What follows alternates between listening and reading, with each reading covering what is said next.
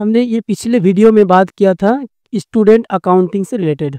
अभी हम देखेंगे स्टूडेंट का जो अकाउंटिंग है, यहाँ पे जो फीस वगैरह बन रहा है, तो इसका जो रिपोर्ट बनता है उस चीज़ को हम देखेंगे। अभी ये हम आ जाते हैं रिपोर्ट के अंदर, और यहाँ पे फीस रिपोर्ट रिपोर्ट और इसमें फीस रिपोर्ट। अब इसमें देखिए 4 ऑप्शन है, फीस रिपोर्ट और रिसिप्ट रिपोर्ट, उसके बाद ड्यू फीस रिपोर्ट और फाइन रिपोर्ट।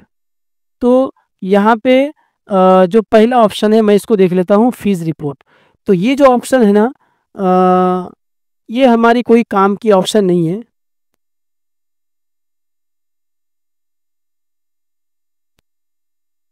तो अभी हम इन चारों में से देख लेते हैं ये रिसिप्ट्स रिपोर्ट, क्योंकि ये पहला वाला जो ऑप्शन है ना, ये ज़्यादा यूज़ में नहीं है। इसको देख लेते हैं, रिसिप्ट्स रिपोर्ट। तो ये आ गया। अब क्लास नर्सरी और बोथ कर लेते हैं, और फिर हम ये 30 डेज़ का दिस मंथ यानी हमने सिलेक्ट कर लिया, और फिल्टर, और फिर ये आ गया आपका। मान लीजिए हमने इस मंथ में जो भी रिसिप्ट्स बनाया है, जो भी हमने पेमेंट लिया है, उसका पूरा डिटेल्स, ये टोटल पेमेंट है, और डिस्काउंट हमने कुछ भी नहीं दिया है। और फिर ये टोटल जो भी डिस्काउंट वगैरह उसको माइनस करके यहाँ पे टोटल दिखाया जा रहा है, जो भी पेमेंट दिया है, ये अमाउंट है टोटल, और डिस्काउंट और फिर पेमेंट। तो ये चीज़, ये पूरा रिसिप्ट यहाँ पे आ गया इस मंथ का। तो ये हो गया रिसिप्ट का। और ये आपका है option next, due fees report. ये आ गया आपका ड्यू फीस रिपोर्ट।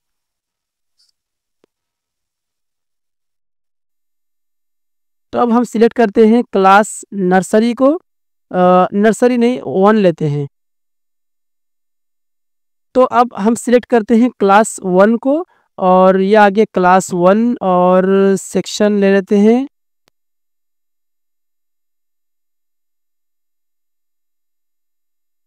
और सेक्शन ले लेते हैं क्लास सेक्शन ए, और फिर फिल्टर।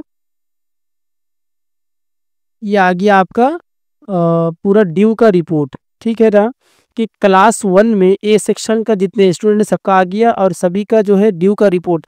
जैसे मान लीजिए ये टोटल फीस है, ठीक है, टोटल फीस और टोटल पेड कितना किया है, उसके बाद बैलेंस क्या है, ये सारा इसमें आ गया।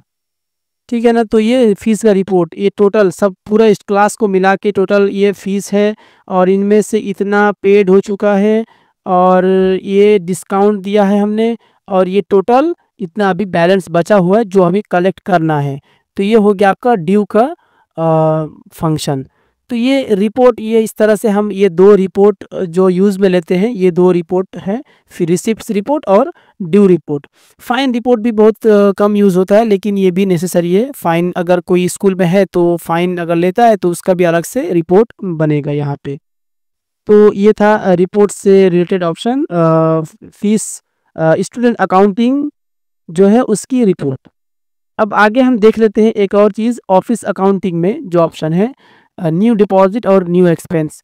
तो यहाँ पे जो न्यू डिपॉजिट है, ये इनकम को नोट करने वाली चीज़ है, कि जो भी इनकम होगा हमारा, वो इनकम को हम यहाँ पे मैनुअली ऐड करेंगे।